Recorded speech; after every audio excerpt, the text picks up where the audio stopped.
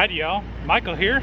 Today is July 26, 2021, and we're at Field Day. This is my friend Bob. Say hi, Bob. Hi. So Bob, what is Field Day? Field Day is a national event of all ham radio clubs all over the country. We all get together at parks, as you know, and we talk to each other, and it's amazing.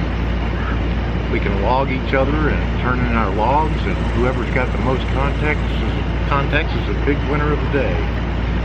But it's more about that. It's more about fun and getting all the guys together and setting up radios, and tracking satellites, and families, and animals, dogs, whatever. We have a lot of fun. And we do have quite a few people out here today, and several vehicles, as we'll show you throughout the video. And so my question, and I asked this question with the Lark folks, what is it about ham radio? Why ham radio? Why would I want to get involved in ham radio? There's a lot of answers to that question, but primarily it's just a lot of fun. Communications, it's an emergency means of communications. We have an expression, when all else fails, there's ham radio, because we can operate the radios with batteries and just an antenna, etc. So we don't depend on the internet or cellular service or anything. But it's more about the people and the camaraderie of meeting a lot of different people in a lot of different areas of their lives. It's just great.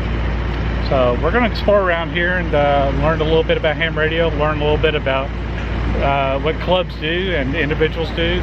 By the way, Bob is the president, the current sitting president for the Denton County Amateur Radio Association, which we like to call DCARA. So for more information on that, please visit DCARA.net. That's DCARA.net. But for now, come hang out with us.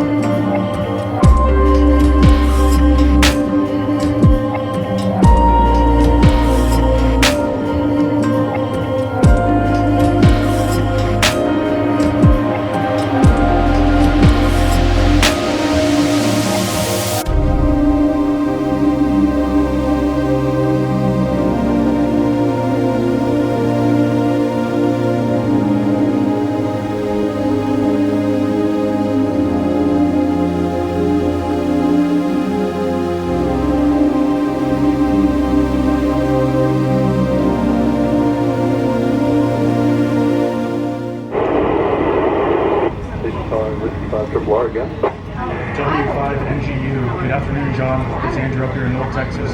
4 Alpha. QSL, Andrew, feel free. We're 9 Fox South Texas. QSL. Big station down there. Good to chat with you. W5RR, W5NGU. So that was Johnson Space Center. Oh, really? Johnson Space Center via the International Space Station. Right. That's awesome. I'm hanging out with my friend Andrew here. Andrew is operating the satellite station. And Andrew, what does this entail? Well, there's two components to the satellite station. There's the as-L antenna rotator, and really just the antennas in general. You've got VHF and UHF Yagi antennas, very, very high gain, very directional antennas, and they're controlled with an as-L rotor, azimuth and elevation. You know, usually with like HF and stuff, you run just azimuth. You know, there's no elevation component because you're trying to keep your beam low. You're trying to just go, you know, close to the horizon. But with this, the satellites will pass overhead. So you do have an elevation component, and that's how we move the antennas. Move azimuth and elevation to point anywhere in the sky. And on the radio side, it's just a VHF UHF radio. It's running single sideband right now, though. It's the satellite we're about to start tracking, RS-44. That satellite has a linear transponder, and you uplink on VHF on lower sideband, and it will transmit that same signal back down to you on UHF on 440 on upper sideband. So I'm going to start tuning around and listening to see if I can hear the beacon. So what are we looking at here on their screen? Well, besides our reflection. Right. So this upper window here is the radio controller, and so we've got the downlink on the left, uplink on the right, and this is what's actually tuning the radio for me. So I don't have to make any frequency adjustments in the process. You know, I have to tune to the conversation I want to hear, but you know, once it comes to life, you know, the radio or the computer will tune the radio for me for Doppler correction. The other window down here is what's driving the elevation or azimuth and elevation rotor. So you can see on a polar plot, this is where the satellite's going. It's down here right now, and it's steering the antennas for me. So I'm going to see if I can find myself here on the radio. So basically you're transmitting and you want to hear yourself on the other link coming back. I'm whistling into the mic and I want to match the pitch.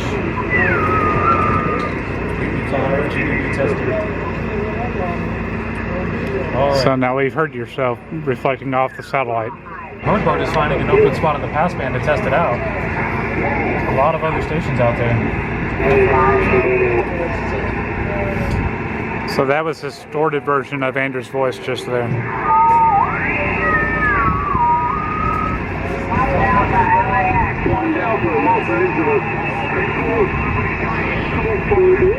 So we're here in a Los Angeles station coming through space satellites. So how high of a pass is this satellite? Only about 30 degrees. Okay, so this will be one of the tougher satellites to get a hold of. Please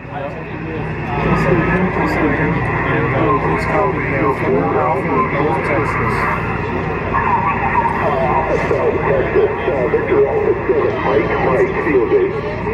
November 5 Bravo Oscar. November 5 Bravo Oscar. Whiskey 5 November Golf Uniform, 4 Alpha North Texas. November Delta Uniform, thank you. 1 Bravo, New Mexico is good test. Received, and it's November Golf Uniform. November Golf Uniform. November Golf Uniform.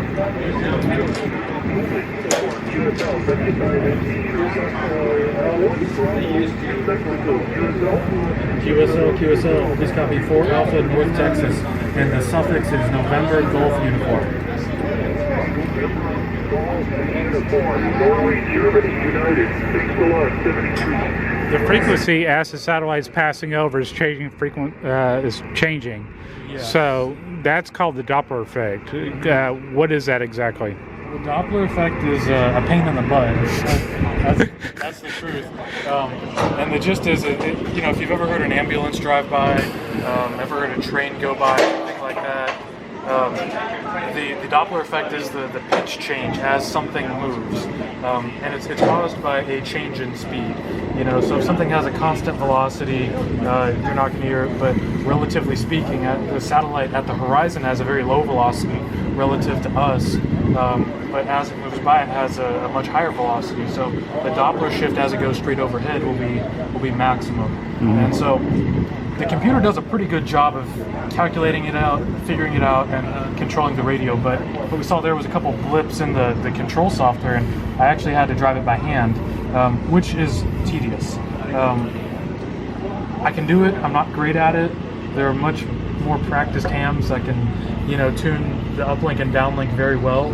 I can move it just a little bit and do okay, but man, it's hard to keep it sounding good. And so I struggled with that, and that's why this station had a hard time hearing my call sign. Well, cool. Thanks, Andrew. Yep. We're in another trailer. I'm with my friend Paul here. Paul is doing digital, and Paul, just want to look at your setup here. Let's do this. I'm going to put this down because I see that there's just nothing but A little bit of glare, that's all right. So, Paul, what are we doing as far as digital for Field Day? So what this is a program called WSJT, stands for Weak Signal. John Taylor, I believe, who's the actual person who wrote it. He's a radio astronomer, a Nobel laureate radio astronomer. They took their digital signal processing that they used for radio astronomy and applied it to ham radio. And so as a result, for about the last 3 to 5 years, I guess, the sunspot activity has been so low that high frequency propagation has been really low. And so that meant that the HF bands were pretty much dead. You couldn't do anything.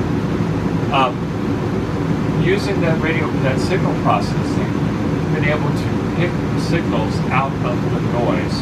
And what I mean is picking it out of the noise, I mean the audio level is so low that the human ear cannot hear it, much less understand it. So we're able to take the digital signal processing in a modern computer and apply that to processing the signal that you hear on the radio. I've got it turned down now. I'll go ahead and turn it up for a second. Okay. So you can hear it. This is what it sounds like.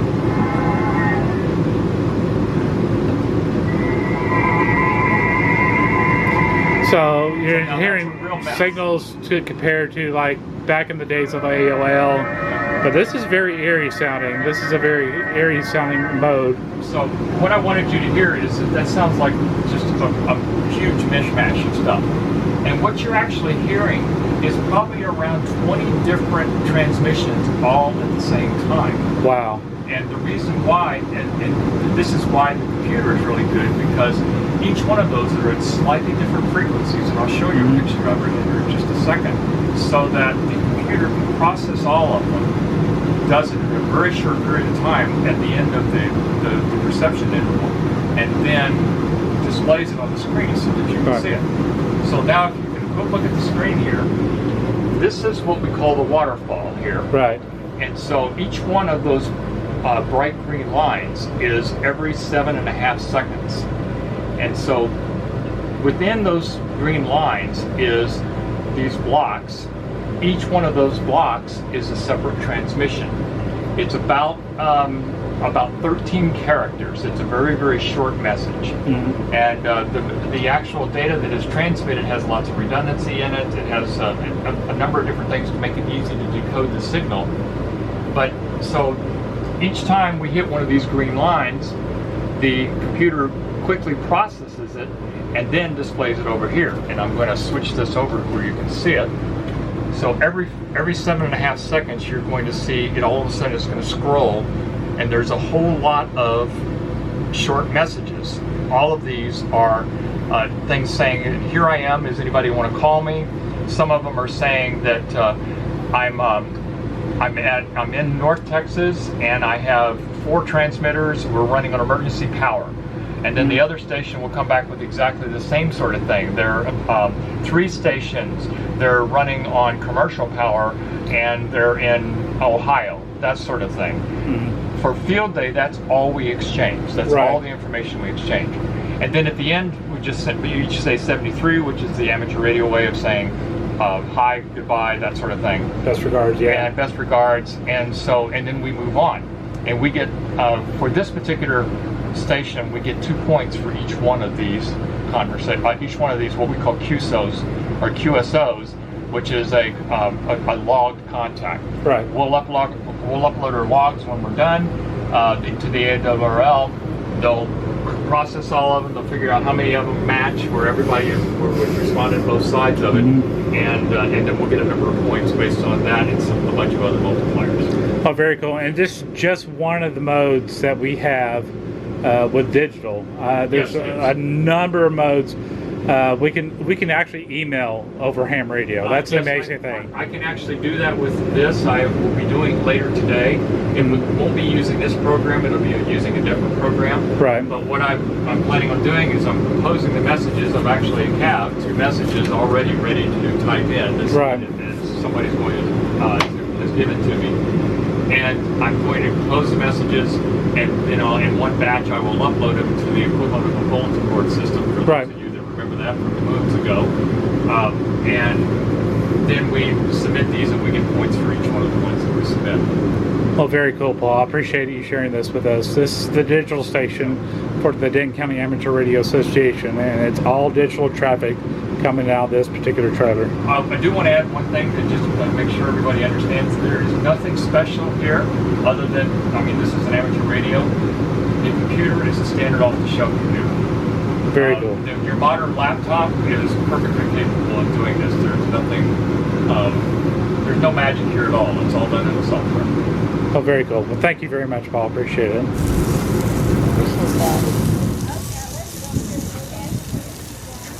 What's common amongst most field day sites across the North America is the cookout. This is a bit of a rite of passage with field day sites, definitely. Hamburgers and hot dogs.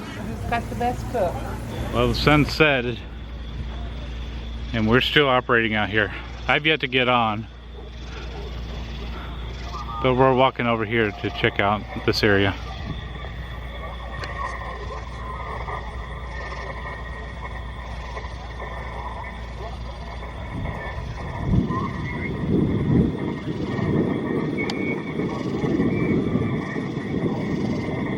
And we're operating 40 meters here? 40 meters, yep. All right. Gotta tune in something.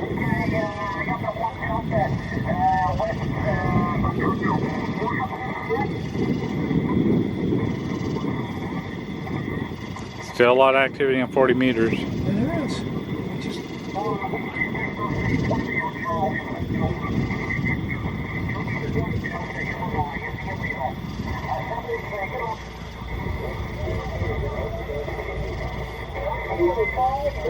And this right here is actually HF, or what they call high frequency, and these are worldwide bands.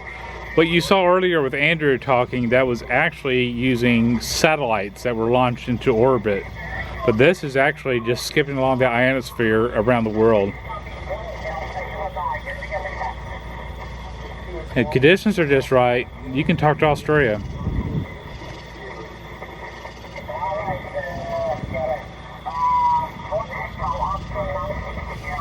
If you're interested in Morse Code, we have Morse Code with the Lake Erie Amateur Radio Club's event, which was Texas State Parks on the Air.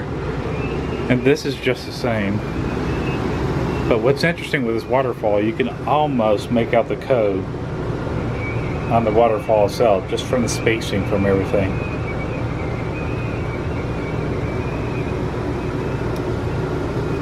And what he's doing right now is he's typing in a call that he heard in Morse Code. And over there is a paddle, so he can send via Morse code that way, or he can use the macros and do it here from the keyboard.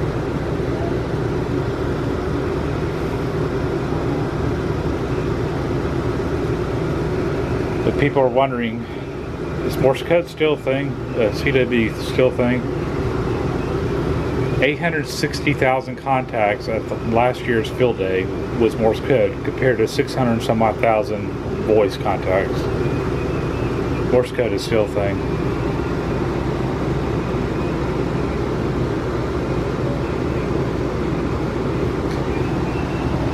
And you'll see over here it says 20 meters CW. 20 meters is the frequency range that we're using. It's in the 14-15 kilohertz range. CW is continuous wave, which is a fancy way of saying Morse code. W5NGU is the club call, and all the stations here are using W5NGU. 4A means we have 4 HF stations on the air in North Texas at NTX. So when we tell them to copy our designator, it's going to be 4 Alpha November Tango X-ray. You probably recognize this vehicle from the Lake Erie Amateur Radio Club's event, like I said earlier.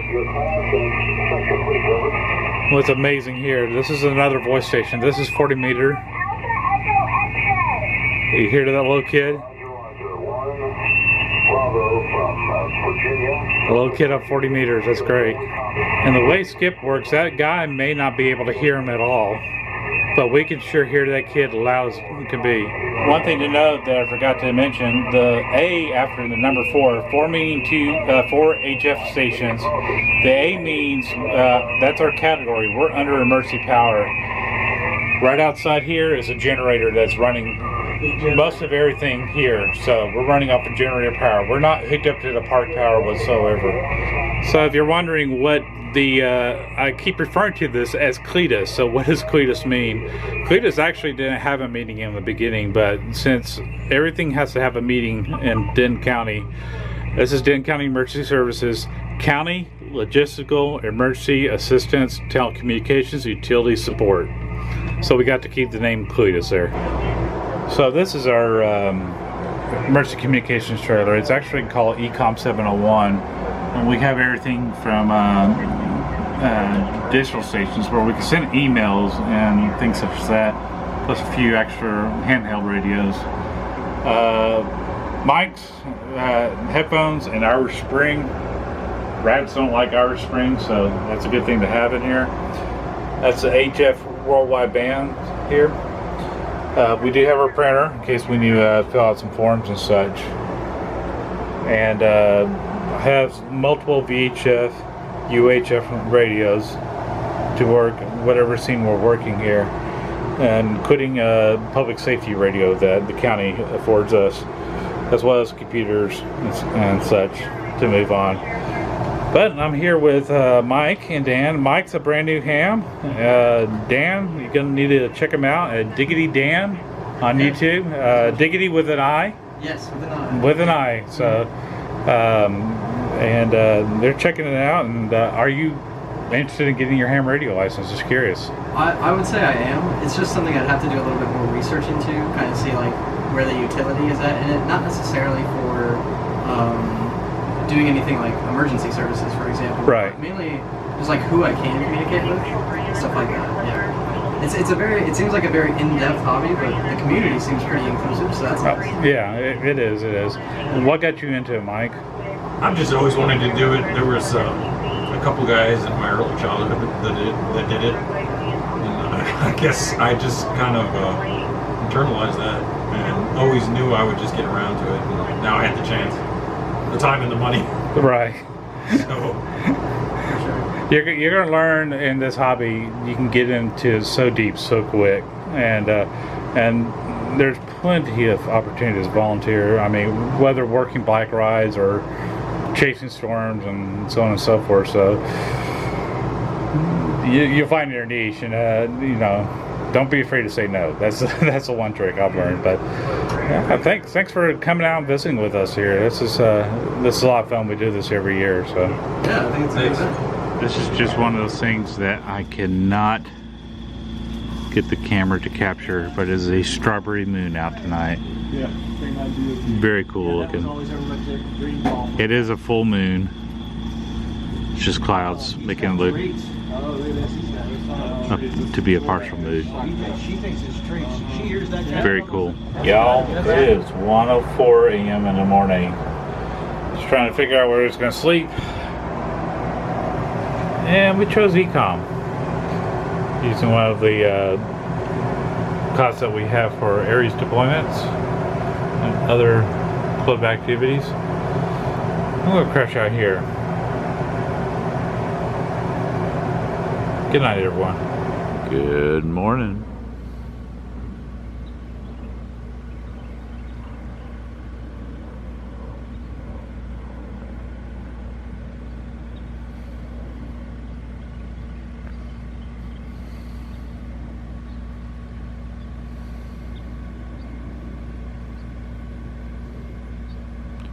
It's Sunday morning.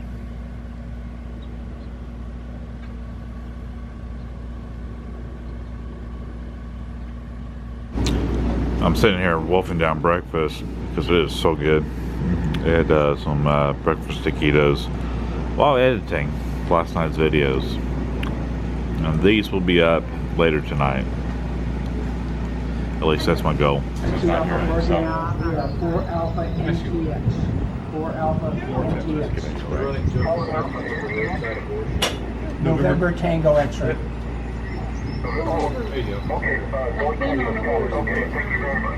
Where was that contact? Oregon. Oregon. Very nice. Oregon. Yeah. He was two-way. On the 20, On 20 meters.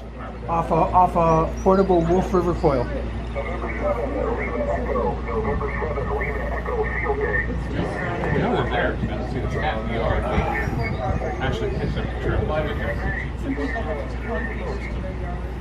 I turn my back, and they're taking the towers down. All good things must come to an end.